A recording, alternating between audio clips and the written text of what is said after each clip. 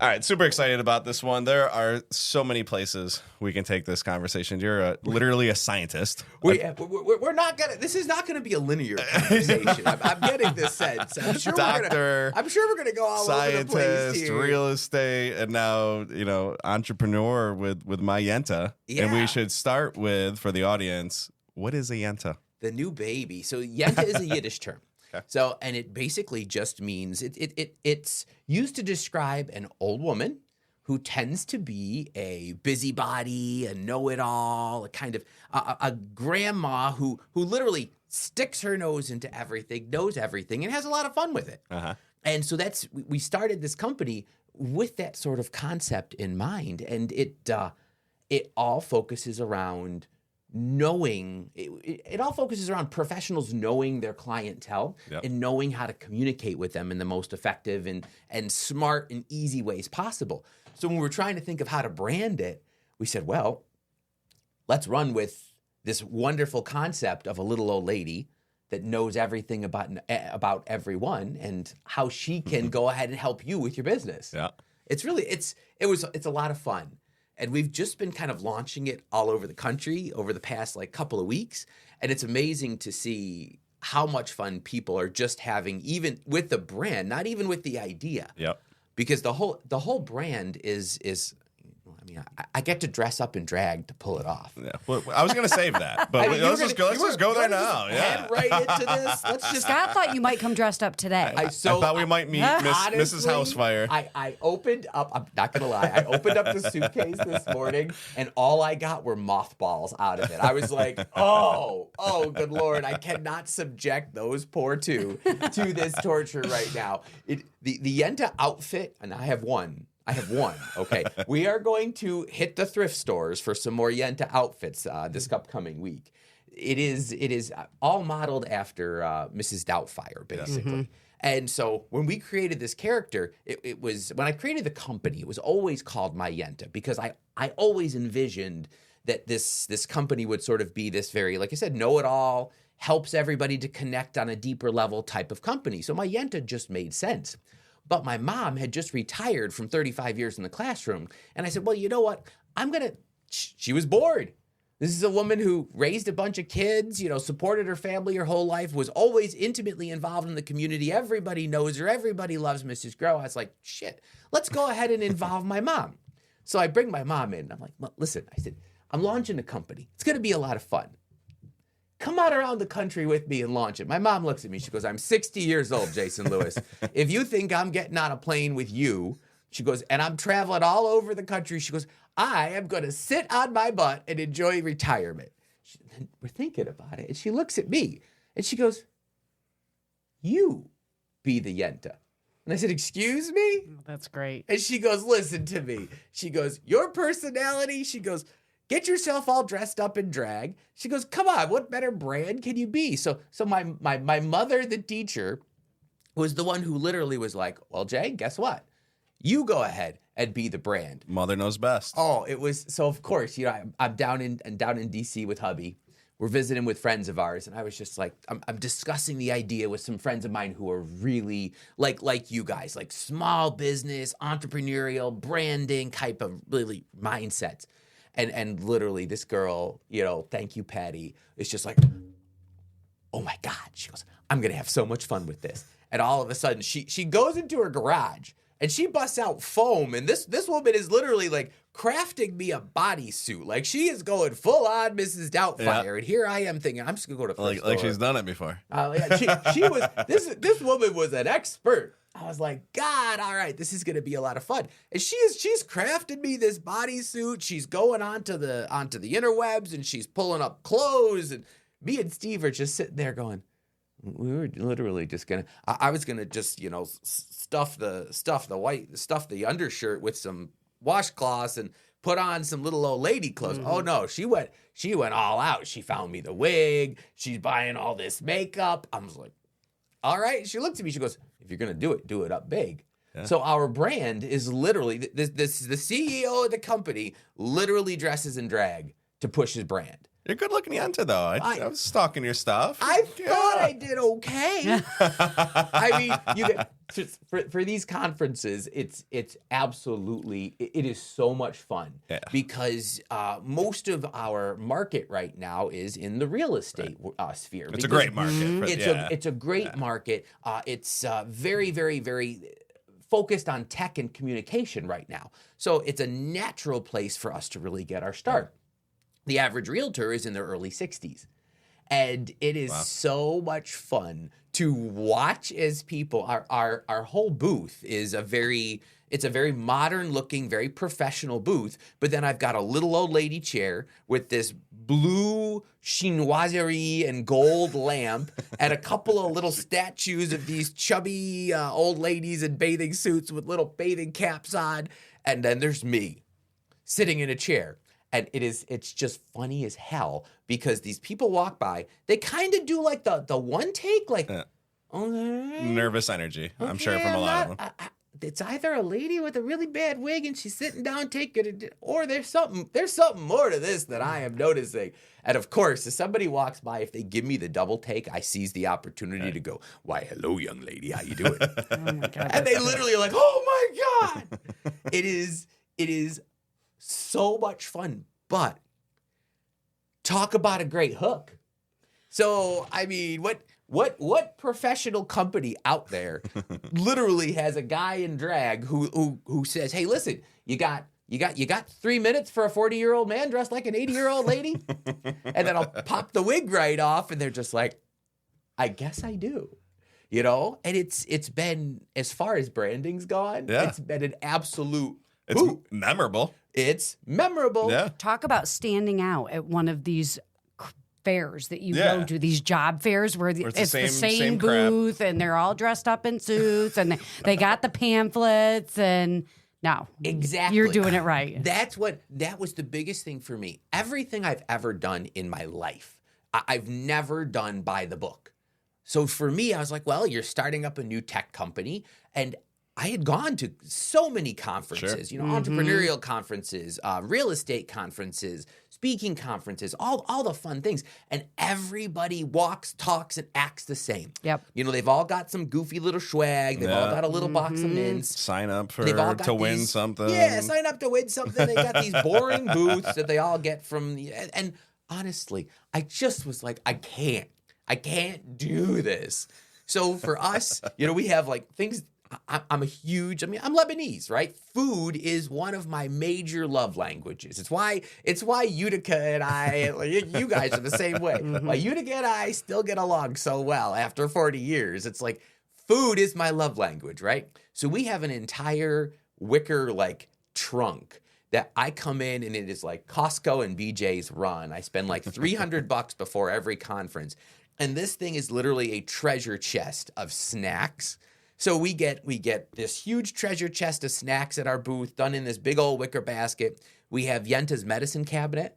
So literally there is an entire cabinet, old school antique cabinet, that's full of razors and mouthwash and Tylenol. And these people walk by and they're looking and they're going, "What are you doing?" And I said, "Do you need anything?" And they looked and go, "Do you want Tylenol?" I was like, "Of course I got Tylenol. Get over here." And it's a great attraction. And again, we're surrounded by all this boring. Right. Mm-hmm. Should add liquid IVs. We have I went the last conference I went to. You got your standard coffee station. Yep. These people were smart in Ohio. They had all the pain killing medicine, the liquid IVs. I love assuming that the people at the conference might have partaken the night before. Inevitably, we love. I mean, come on, you go to or we'll partake later, and they're going to want to hydrate ahead of time. Hydration is important. We do. We have an entire table full of liquid IVs and all the little flavored water packets. Yeah. The zero sugar flavored waters. Because I'm like, you know what? You're out there and a lot of the people will give out water bottles as you're walking around. Mm-hmm. So for us, I'm like, well, let's just do some additives. At some point, I'm sure we'll add, a mix of, small little alcoholic treats to the mix. That's where my brain went immediately when you talked about the medicine cabinet. I'm not gonna lie to you. I'm like, all right, what's in the medicine cabinet? I didn't actually think about it until just now. But now I'm like, funny. Man, what a great attraction. You got an 80-year-old lady wandering around with little mini bottles of alcohol as you're going around. I mean, it's a good way to lure the professional world into your booth. For sure. That is for sure. It is. So you see this too, because it's like, to me, I always laugh. When professionals go to conferences, all of a sudden it's like a free for all. So have you guys never drank in your life? Because I don't know. I enjoy a good festivity and all. But when I go to these things, I'm like, okay, I have to function the next day. I have to sit in a classroom, or I have to perform. So I'll exercise moderation. That they're in the grind with the business, with family, it is a getaway for a lot of people. So I get it. Well, we can't use that excuse. We get away enough, but let's talk about the meat of this, right? Program, right? Yeah, what is it, right? And you had a moment where it just, sometimes the stars align. I don't believe there are coincidences, right? So you are in DC, someone refers a realtor to you. Yep. And so you were a realtor, or are a realtor, yeah. And so tell us the story of where this like light bulb moment interesting occurred. Origin story, right? So, my husband lives down in the DC metro area, and when he moved, he sets his realtor husband on finding us a great place, right? So I had one of my dear friends basically says, Jay, you got to use my realtor. Now, in realtor land, that is the absolute highest compliment that someone can give. Right. When you hear that somebody's out there hunting and they're like, oh my God, use my realtor. And she did it in such an animated, enthusiastic way. And she goes, oh, you're going to love Liz. She's crazy. You're high energy. She's high energy. And she literally extols this girl's virtues for probably 5 minutes. I'm like, yes, this is great. Found myself a good match. So first time we're going out to look at condos. And now, for all that I am a big personality and a loud guy and extroverted and this and that, in here I'm a scientist. Right. So for me, it's like I literally, I'm early everywhere. I need to have, my schedule is on my calendar and in front of me and all over. I have to be organized, right? Yeah. So I'm at the first condo. I'm there 15 minutes early. I've already found the lockbox. I've wandered the property. I've done my thing chicken wing. So I get a call from her, and she's like, hey, just an FYI, I'm running like 20 minutes late. And I'm like, oh, okay, yay. And all of a sudden, this Audi A5 just flies up, does the parallel park, slams the curb, like literally just boom, hits it, pulls right in. And this bubble of a human being. She was the dang cutest little thing, like comes out. She's got frayed hair. She's got a frayed skirt. She jumps out of the car. She's so in a rush that like the car door like scrapes against the curbing because she's just like not paying any attention. She steps out and she's just fire. She's adorable. Okay. And then she's got this packet, like a clipboard with this pack of papers, and I am so anti-paper. Like I am like, and it's like it's got all like the little frayed, frizzy edges and all this stuff, and it's a mess. And she's just like, and she comes over and she hugs me, which cool. I'm a hugger. She gives me a jar of salsa, and she's like, okay, I'm so sorry I'm late. And I'm just like, no problem. Let's go. And she has no idea where the lockbox is. I said, I'll take you to the lockbox. I've been here for 20 minutes. And what I realized was, okay, you know what? My friend, Patty, literally when she hooked us up, was like, she meant well. Sure. She meant well. But she, I would think, knows me really well, but didn't know me well enough to know that I need organization and I need a very, like, high accuracy style of individual to work with. And this particular person was nothing like that. So in the end, our relationship was actually not compatible whatsoever. And I ended up getting my condo from someone else. And so one day, I literally in my condo, we're just chilling, having a good time. And all of a sudden I was like, wait, I'm a behavioral science junkie. Okay, mm-hmm. So for me, you give me a personality test. I mean, the books, the science, all of it absolutely fascinates me. And I said, man, we spend all this time and energy wasted on getting how to understand how to communicate with people, right?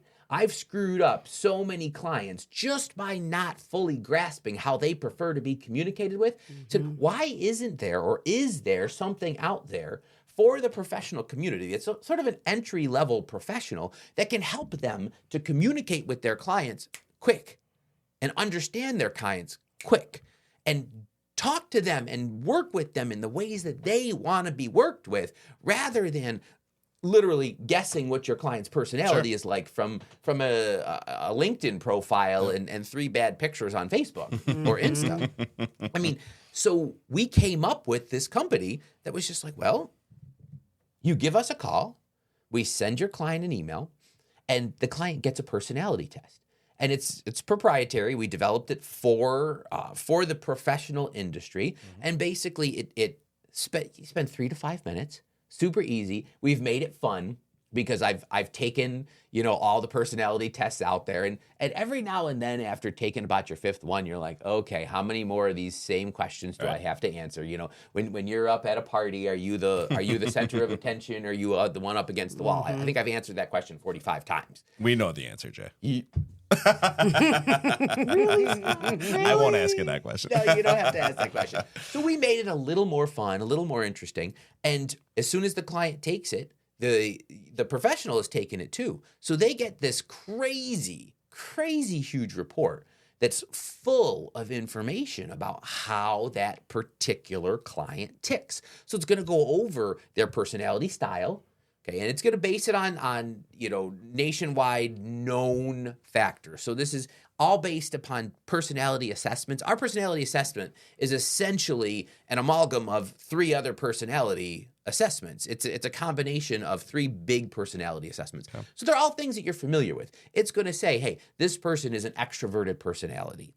Yeah, it's going to say, hey, you are an introverted personality. Then it's going to tell you, hey, this is what their personality is going to be like. And these are potential areas that you guys are going to really enjoy working with each other on. These are potential areas that, hey, you might have a little bit of a roadblock on. You might have a little bit of a speed bump here or there. Here's how to avoid those things. And then it goes on about, here's how often you should communicate with them. Here are the types of communication that you should have, which to me was critical as we were developing all of this assessment. So many people, when you give someone a form, it's like, is that form tailored for that person's personality type? So for me, for example, like a risk and reward form is actually a really great way to appeal to me. So when I'm looking at properties to rehab, it's like, okay, what are the risks and what are the rewards? I make a plus and minus sheet for every single house that I'm about to reimagine. So my natural personality style likes to see that sort of comparative analysis. Well, our Yenta form will tell you that. It will say, Jay really likes risk and reward forms. Use those forms. It goes over how they prefer to be communicated with. So really, is Jay going to be the type that you want to hug, or is Jay going to be the type that you start out with a good firm handshake, and maybe we'll eventually move up to the hugging? Because that's how it is with me. I'm not a hugger right off the bat. Everybody thinks I should be. I'm not. Let's shake hands first. But and I can't do, like, I don't know anymore. And this is you all's age bracket, but that whole like bro handshake thing is so far beyond my dabbing people up. I'm like, I'm like, no. I get confused with my own kids. Yeah, my kids yell at me. They're like, dude, you're doing it wrong. And I'm like, well, awkwardly dancing. Yes. I'm like, this is not right. I am too old and way too boring to do this sort of hand claspy thing. I'm like, I'm a handshaker. And then it goes over. I think that the 2 best things that it offers to a professional are your follow-up methods and gifts that you can give. Because those are areas where a lot of professionals waste a lot of money. Sure. My personality type, I don't need a closing present if I'm a realtor. For me, it's actually simplest just to say, hey, give me great service. Yep. Give me great service. You do that. That is your gift to me. That's all I want. Yeah, I don't want a gift card. I don't want a gift card. I don't need a bottle of wine. I don't need any of that stuff. Yep. But ultimately, we would be heavy on the give them wine. Yeah. And they'll be happy. Weighed my heart. Yeah. Well, and that works for a lot of people. When we close on a deal, we do the same thing. We throw them a pizza party, okay? And then we give them usually a bottle of as long as we find out that they're not, if they're not into drinking, then we give them a non-alcoholic spirit. Yep. But otherwise, we usually do a bottle of whiskey, bottle of bourbon, along with a really nice thank you note. Yep. That's a traditional way to gift. But what we find now is with MyYenta, we now will tailor that to exactly what they want. So some of our really, really high extrovert clients, we don't necessarily need to give them something right off the bat. We will tell them, just like I said, we're going to throw you a pizza party. Like, we're going to throw your housewarming party for you. That's amazing. Yeah, that's a great idea. It's a great idea. And that was given to us frankly, by a personality assessment. Yeah. And so basically what we're able to do is we're really able to tailor a client's experience to what they want rather than this canned stock experience. Yep. And sales. Yeah. Sales. Why is the Greats model as great as it is? Well, it's because, again, you are well known as a local guy. You love this area, and you provide customized high levels of service, right? Yeah. You're not a one-size-fits-all insurance shop at all. Yeah. And it's funny and we tell people that. And I'm, as you're talking, thinking of the customer onboarding process. This is a great way to start a relationship. It's a great way to start the conversation. Like, hey, let's sit down and go over what I'm seeing here on this report, and you tell me, right, is this accurate, or how would you prefer to be communicated with or worked with?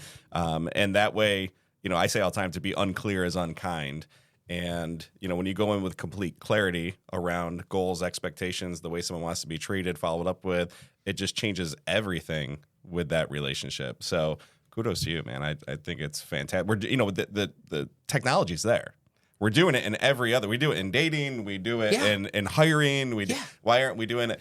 The other question I had, there was no question there, but the question I have is, can we go the other way with this? Meaning, if I'm I need to hire a realtor, right? So you're talking realtors giving the potential client an assessment. If I'm a client, is there a database of realtors where if I take this assessment, it's like, hey, you need to think about this person, this person, this person? What I love is that you've literally hit on the next phase of my company's development.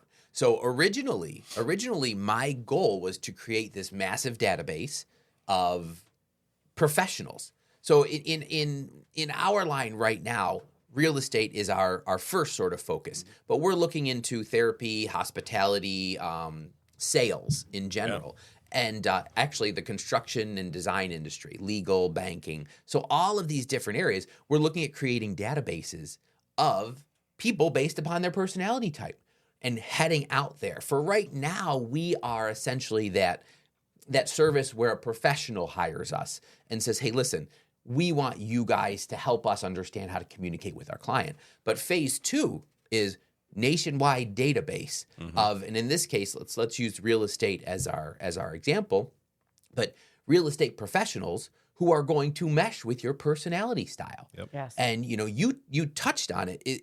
We love the idea of having that initial conversation as a review of your personality assessment. Right now, when you sit down to do a consult with a client, and we do too, we lead with, hey, in real estate, it's how many bedrooms do you want? How many bathrooms do you want? What's your preferred style? With me, I always lead with, tell me a little bit about what's going on in your life right now that prompted this meeting. So I naturally have always been tell me a story first. This actually makes it even better because now you could say, hey, listen, we did this great personality assessment before you showed up. Can we take 5 minutes and go over it? Yeah. And so it really sort of breaks that ice in a very friendly, very easy way. And it provides the client with something of value from the moment they even start. But yes, second phase of this is absolutely, it's going to be huge, this database of professionals and their personality styles, so that when somebody looks into our database and says, hey, I want to list my house, rather than you literally, in the real estate world, you only have 3 basic ways that you find a realtor or an agent, and that's through referral, that's through a Google search, which is about the worst way that you can find someone, or through, frankly, a third-party service like Zillow, right, where the agent pays to show up in front of your feed. Right. So you don't know that person is going to be the best fit for you. We want to be that fourth option where you can head into our database and essentially connect yourself with a realtor that you think is going to fit your need based upon this personality assessment. And Yenta will be able to do that for you. Yeah. So it's the potential for this. It's ginormous. Oh my God, it's huge. It's massive. With everything in your life, because like buying a home, super important decision. So the person that you have helping you do that can make it much less stressful and much more enjoyable if they are compatible with you. And then the other thing you talked about, even healthcare professionals, like everything, like the person that you are going to see, like I want a compatible match with that person because they're my doctor, you know? Yeah. So this is amazing. And I feel like this is new, even with teaching, and I know you taught for a while, learners. Like we did this with kids too. And how do kids learn? And even as professionals, like what kind of personality do you have? Yeah. Not all people mesh with each other. No. So this is amazing. Like To me, we had someone at one of our conferences that we just got back from in DC who said, listen, I wish they did this with my son in high school. For sure. And I said, well, absolutely. Why not? I didn't even think about its implications for education. Oh my God, But it's I mean, huge. How long do you spend as a teacher in your first grade, right? Yeah. How long did you spend as a teacher trying to get to know your student? Well, it's too funny. Why we lived down in D.C. We lived right outside of D.C. And I got my master's degree from George Mason University. Yes. And it was learner-based program. It was all through investigation, hypotheses. And one of the things that they had us do was take an assessment of the type of learner that we were. Yep. And we taught that way because we just assumed that all kids learned that way. And so it falls into every area, especially teaching, but like just knowing as an individual that all people are different and they respond differently and awesome. I still remember one of my favorite students to date. I was the type of teacher. I mean, I have ADD and ADHD. I mean, I was a concerted kid growing up. I was a concerted adult until, I grew out of it. So for me, my natural teaching style was always 10 minutes of direct instruction, and then I had to play. I had to do something for 3 to 4 to 5 minutes to change it up because I couldn't do that. And I had a student who came up to me, and he ended up being the valedictorian of his class. If I recall, went to the Naval Academy or the Air Force Academy. I mean, just a powerhouse of a student. And he looks at me, he's like, Mr. Groah, I got to be honest. I love your class. He goes, can we please skip all the bullshit? And I looked at him and I said, what, Jay? This is the fun stuff. I said, this is the fun stuff. He was that type of kid that literally you could just stand, as a teacher, you could stand and deliver for 80 minutes and he would just sit there and absorb. And that's all he wanted. He didn't need a teacher. What's going to be on the test? What's going to be on the test? Just go. And I was like, well, you know what? I don't think about that. Because I only thought about what I liked. And so do you think MyYenta came from the fact that you crave different sorts of relationships or you try different, like careers and you're like, I don't fit here. Yeah. And this is not me. And this is me furiously all the nodding. background and the science behind it and the psychology and the brain and all that is just. I tell people all the time, how many people literally get to say, I am so blessed because I literally popped out of the womb. And my mother will tell you, she's like, you wanted to be an architect from the time you were 5 years old. Okay. So in the end, what do I do? So am I necessarily an architect? No, but do I get to do stuff with houses every day? Yes. Do I get to do stuff with people every day? Yes. And my natural tendencies all led me to a perfect fit for what I'm doing now. Mm-hmm. And Yenta, it literally is that combination of all of my favorite things.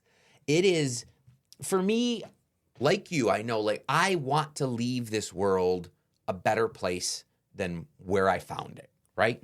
And part of what I love about Utica is that it's big enough to where you can impact it, but it's also small enough to where you can impact it. Yeah. You know, if you have a passion for change and enacting change, Utica is a great incubator. You can be heard. For it. Yeah, no doubt. Okay, whereas, you know, down in D.C., it's a different story. Yeah. Down in D.C., literally 1 in a million. You're 1 in 8 million. Yeah, right. So really, no luck. Here, you know, 1 in 260,000, 63,000 just in the city. I could do that.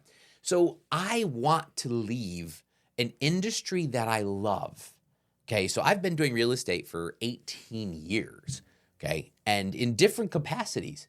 You know, now I'm not even licensed in New York State anymore. Like literally, I coach agents in up here, and then down in DC metro area. I said that's where I still practice a little bit, but ultimately, I want to leave that industry better than when I found it, and I always was. It's an old industry. It's an old industry. And we're in a very modern world and getting more modern by the day. And, you know, it's interesting that stat on the average realtor is in their early 60s. I believe it because it becomes kind of a retirement gig for a lot of people. But with all the technology that's hitting us, you're seeing it already with like they're using drones and they're doing like videography. Like you can tell when something's presented professionally versus just slapping some pictures up in MLS. So, you know, this is going to work, right? And I'm guessing you're not the only one in this space, right? There's got to be other people that are.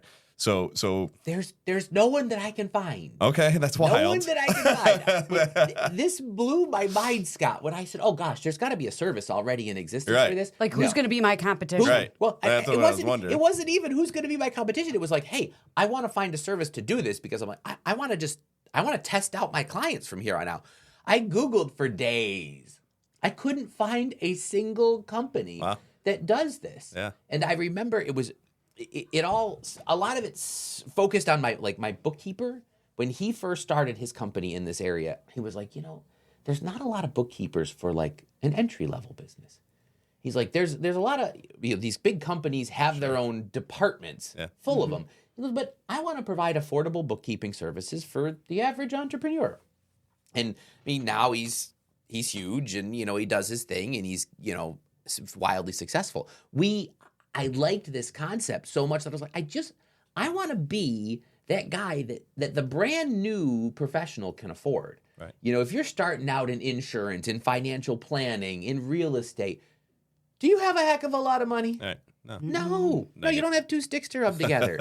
So what we did was, because we were able to develop our own proprietary tests and whatnot, we're able to offer the service at essentially less than the cost of dinner. Yeah, it's crazy. So I don't know how much research you did, Cal, but if you had a guess, what do you think someone would pay for this service on a monthly basis?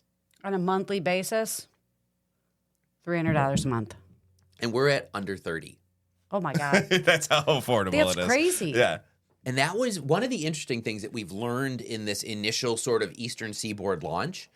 We had the gentleman in the booth next to us he did rental management in our DC conference. And he's talking to us and he goes, well, can I bring you on for my employees? And we're like, well, of course you can. And he looks at me and he goes, what's the plan look like? And I said, well, how many employees do you have? And we go over it all. And I said, you'd be looking at about $300 a month for 50 to 60 employees. And I was like, he looks at me, he goes, I pay $150 per employee to have that test done to them. Well, that's what I'm saying. That's kind of crazy. Yeah. So he's just like, Jay, yes, please sign me up right now. He goes, this is insane. And I said, well, we wanted it to be that way. We want everybody out there to be able to afford it. The average realtor in the Mohawk Valley, I mean, they're closing deals at $175,000 to $200,000 right now. So that's average. And that is extremely high over, you know, even 5-7 years ago where it was $139,000. But, excuse me, the average realtor, doesn't sell that many houses a year. Right. So if you're out there and you're selling 6 to 8 houses a year, you're doing okay for yourself as a new agent. Mm-hmm. These guys, $30 a month is doable. It's very doable. You know, right now they're paying, you know, $230 a year just to access the little boxes that we use to, you know, kind of get the keys out and let people in. So you're paying $1,500 a year for your MLS dues. You're paying $300 a year to access the little lock boxes. What's $30 a month to understand how to communicate with your client? Yeah, that's huge. So I'm big in the referral space, and I'll be the first to say that as humans, we take a lot of bad advice from unqualified people because we love them. We care about them, right? And same with your friend, right? Like your friend didn't mean to make a bad connection. No. She just didn't know. And so, we see this with finances. Well, my uncle so-and-so said I should be doing it. Your uncle so-and-so doesn't know shit. Like he's broke, right? Yeah. And so-and-so said I should do. And it's so we take bad advice. And then the second piece to that is in this digitally dominated world, and it's going there, it's going to get worse. Humans are going to crave relationships more than ever because as a human, you can put as much technology as you want around us. You still want to be seen and heard and loved and, just recognized for the human that you are. Yep. And so that's all to say this will become a differentiator for brokers, agents that are using this because, we're going to find a house.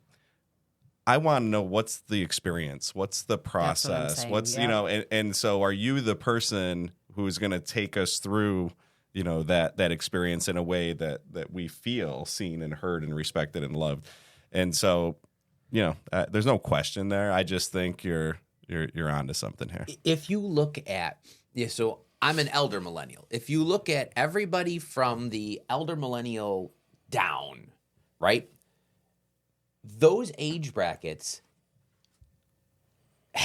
they buy the things that they want. There is no delayed gratification with that sort of sub 40 population. All of our children. They listen. I remember, and you guys probably do too. My first car was $2,800. I scraped together every penny working since I was 11 to buy it, and I bought it. I didn't have a car payment until I, was almost 30 years old. And I was like, even then, I was like, oh my God, I have a car payment. Yeah. Literally, my baby brother got out of college and was like, all right, I want my fancy car. So he goes out and he gets it.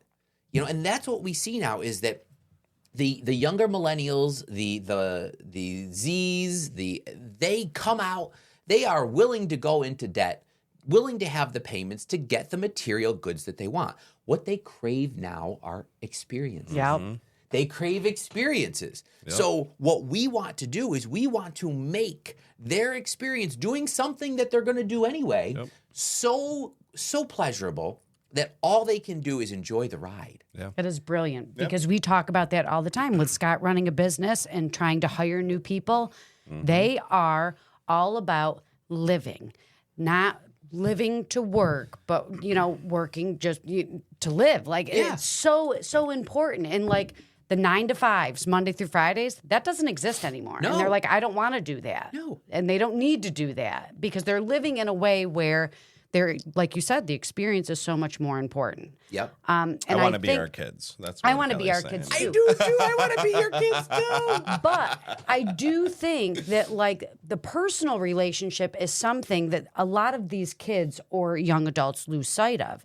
Is they are working from home on a computer virtually. They don't have that interaction. Whereas when you are buying a home or doing something with a realtor, you need to have that person to be on the same page as you. Yeah.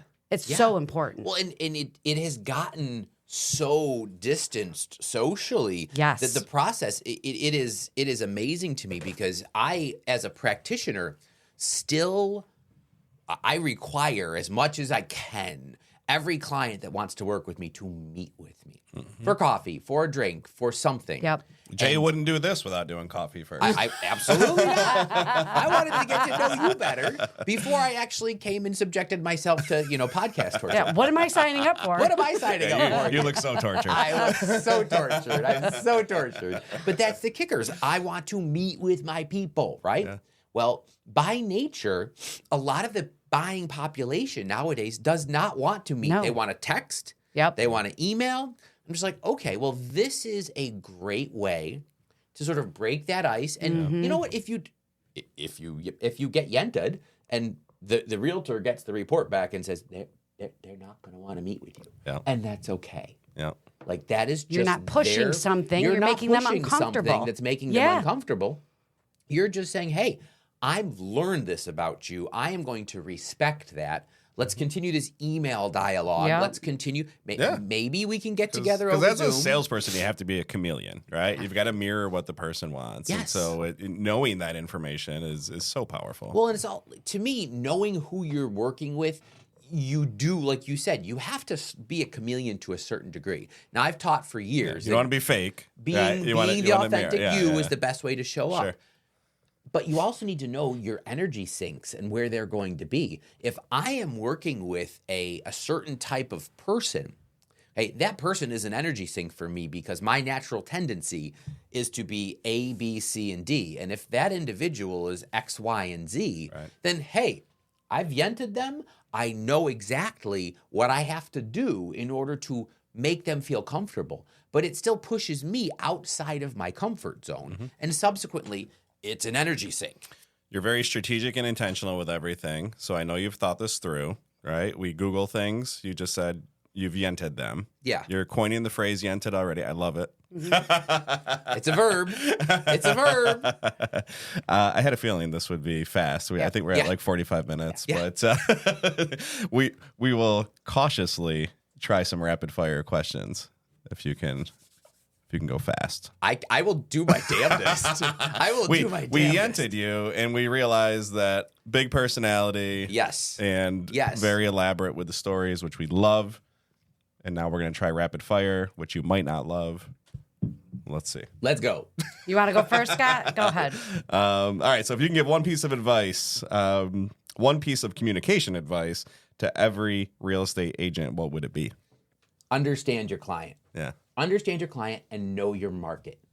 One of the best pieces of advice that one of my real estate gods in this area, his name is John Brown. The man literally...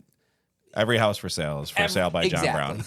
John is the god. Right. He took us around when I was fairly newly licensed, and he gave us this tour of Utica that he gives to new incoming professionals when they're coming into the area. And he is rapid fire questioning us. He's going, do you know how many languages are spoken in the Utica City School District? Do you know how many mosques there are? And we're all in the back seat going, no. And he yelled, he's like, you need to know those things. You all need to know. There are blah, blah, blah, blah, like languages spoken there. This. Know your area. Cool. And you don't need to have any more. There's no better advice I can give than what he gave to us, was be an expert in the area that you are in, and everything else will happen. Beautiful. Okay. So you're part-time here, part-time DC. What do we have here that DC doesn't have? Small town vibe. Okay. Big city features, small town vibe. I love the fact that, like I said, I can text the mayor and just be like, hey, how about that pride flag of yours? Touchy subject, Touchy subject. Moving on. Next rapid fire question. So we talk about personality types. Is there a certain personality type that makes one realtor better than another? No. Okay. Not at all. There is, just like in the automotive industry where they use the adage, there's an ass for every seat. Okay. There is a realtor for everybody out there. It's just, you might not be the realtor for this particular client. And it's totally okay. That's why God invented referrals. Yeah. Yeah. Beautiful. Coolest place you've been to a conference? San Diego. I love San Diego. I knew there's always something behind the question. That wasn't even on the list. Yeah, she's looking for a place to go. Yes, I love to get away. We've never been to San Diego. Home. We've never been to San Diego. Super great.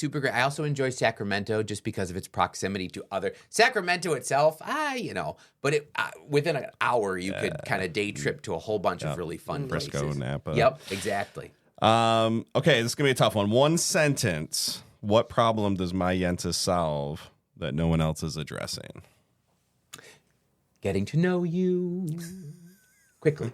Okay. Really. I mean, that's it in one sentence. We solve that problem for you. Cut through the crap. Cut through the crap. Like it. All right. What keeps you up at night about this? I was going to ask that one. I'm glad you did that last What keeps me up at night? Yeah. The fact that I frankly just need another 10 hours in a day. So you strike me as that type of person that you have a hard time falling asleep and your brain is right now, leverage. Leverage has always been a struggle for me. I want to do everything myself. So this morning, I mean, I literally got up at 4, walked the dogs, and started working at 5. And I worked from 5 to 8. And I was just like, but that's the only time I have, because on top of Yenta, I mean, I have another business up here, and I have a real estate business in the DC metro area. So it's like I have 3 full-time jobs, and leverage is a great word. Yeah, people that can figure it out can scale. That's the number one. That's how you scale. That's you it. have to leverage. You can't do it all. You have to leverage talent, and thank God, I will say, with Yenta, I have 2 phenomenal young millennial Zs that are creating this enterprise with me. Yep. And thank God, thank the stars, thank whatever your belief system supports, that they came into my life, because honestly, I would not have launched this in the last few weeks as successfully as it has been launched without the 2 of them. Awesome. 2 things to plug. We never got to August 16th. What's going on August 16th? August 16th, the cake picnic. So we are hosting a cake picnic at St. Margaret's House to benefit the Landmark Society. Okay.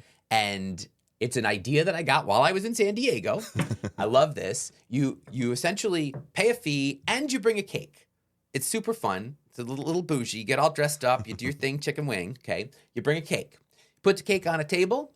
Everybody's cakes are all on the table. So your entry ticket is your cake plus a small fee. Okay. Then we all sit around. We have a little drinky drink. We have a little chitty chat. And then all of a sudden, you are literally released like hounds onto the cake tables. And you essentially cut your cake up into as many slices as you feel are appropriate. And that amount of cake slices that you have cut your cake into, you get a box, and you can wander around to everybody else's cakes and take a piece of cake, totaling the amount of pieces of cake that you brought with you. Okay. So you get to go out, you cut your cake into 7 pieces, you get to get 8 pieces of cake. And then you all just sit there getting so sugar high and diabetic that we're all going to just sleep for the next 5 hours, and all goes to benefit a great local organization. So I cannot wait to get this guy going. You on sugar high scares me. See the glucose monitor? It's there for a reason, okay? I have literally, I'm a scientist, so for me, I love the glucose monitor because I can watch my sugars all day, and it is just like I don't even want to know. The day of the cake picnic, we're not paying any attention to this. We're gonna turn it right off, and I'm just gonna be happy. How do people find MyYenta? Go ahead. MyYenta.com. We're on all social media. So you go ahead and just type in MyYenta. Okay. We pop up. There's a super cute little old lady logo. And find us on all the social medias. And please like us or follow us. Absolutely. Jay Groah, you're doing awesome stuff, my man. All right. Thank you I'm so excited much for to having see me where on. this all goes. And we'll get to say we knew him when. There you go.